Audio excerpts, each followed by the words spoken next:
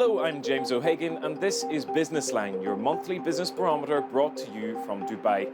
New Yorkers, like many the world over, are tightening their purse strings as financial hardship wreaked by the coronavirus pandemic takes its toll in the run-up to Christmas. But some analysts believe that demand may outstrip supply in the US.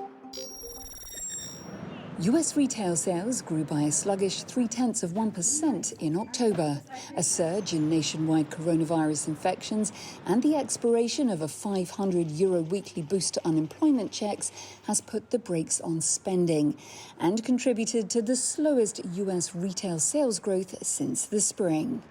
I definitely have a problem with shopping because the money is low. You know, everybody is in the house. Nobody's getting jobs right now. The economy, not so hot. Hopefully it changes. This and the very real possibility of enduring another lockdown is completely transforming consumer habits this festive season. For the past 10 years, we kept hearing this mantra over people want to buy experiences, they don't want to buy things. Well, in this current norm we're operating in, you can't have experiences outside the house. You don't travel. So things become your experiences. We've seen furniture, we've seen anything that improves your at-home experience, at-home fitness through the roof. And we can expect retailers to be pretty Scrooge-like with discounts, as demand remains broadly high relative to stock, and not least to avoid the kind of crowds sales like Black Friday draw. I think this is the first holiday in a long time where demand is going to outstrip supply, and what that means is don't expect that many discounts. So from a consumer perspective, inventory is light, deals are going to be light as well. From a stock perspective, I think we should all expect sales may disappoint, but margins and profitability are probably going to be better than we've seen in a while. Many Christmas shoppers will still brave the elements and visit the bricks and mortar establishments. And I think what we will find is for the stores that offer compelling product and for the stores that offer product that you cannot get online, people will brave the elements. And in this instance, element is obviously weather, but it's even more obviously pandemic. I'm walking around with a mask. I'm being very careful not to touch anything. It's very difficult to shop that way, but I managed to spend a lot of money anyway. Whilst US retailers may expect disappointing sales figures this Christmas, the silver lining will be in bigger margins and healthier profitability. Meanwhile, on the other side of the world, Taiwan, with its export-driven economy, is hoping that widespread lockdowns in the US and Europe won't have a domino effect on its economy in Q4. Taiwan, with a population of almost 24 million, had less than 700 confirmed cases of COVID-19 and only 7 deaths as of the end of November. But the island has an export-orientated economy highly dependent upon demand from the West. That hasn't hindered optimism for an economic rebound in the final quarter of 2020.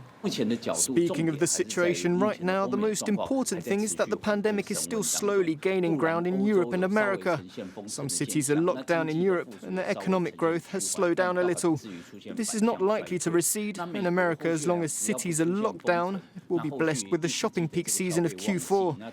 In this case, Taiwan's year-end exports can still reach a high. So if we look at Taiwan's economy, it's still on its path to recovery.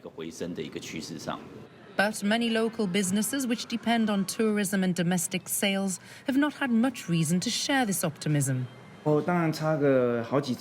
Business fell around 50% to 60%. There are no tourists coming around. This seriously affects the business here. Our district has suffered greatly. Old shops in the neighborhood have closed down.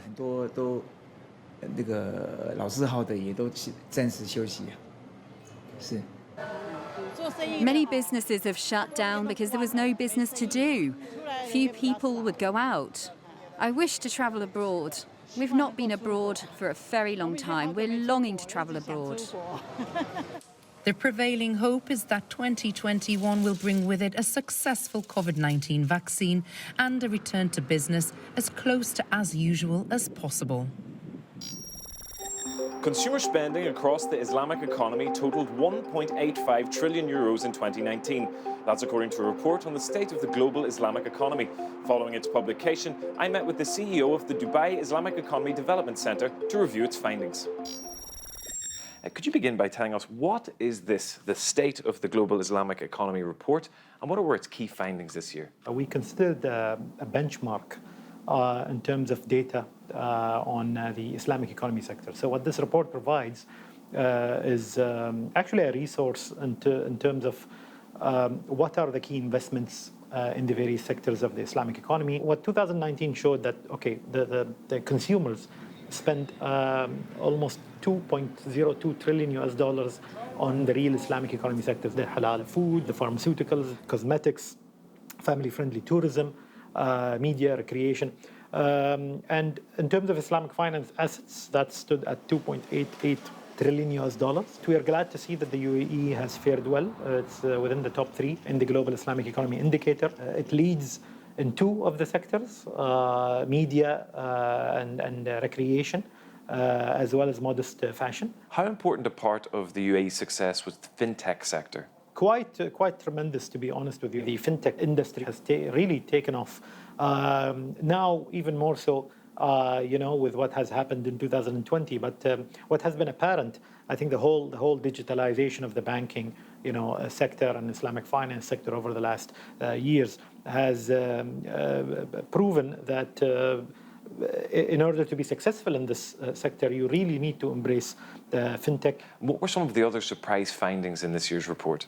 In the halal food sectors, there are a lot of non-Muslim countries here. And that makes sense because your producers today for food and your exporters aren't from those countries, are from Australia, from US, South America, some European, countries there that are heavily ranked in terms of exports, halal food exports. It clearly signifies to me that this is a global ecosystem. So that indicator also provides today an avenue for us to partner with other nations who place the Islamic economy as an important component of their strategy. You have Malaysia, you have the UAE, you have Saudi Arabia, have historically always, been there as leading in the indicator. But Indonesia, over the last 2 years, for example, rose very quickly as well in the rankings because the governments there formulated certain strategies specifically addressing the Islamic economy sectors. Abdul Alawar, thank you very much for joining us on Euronews.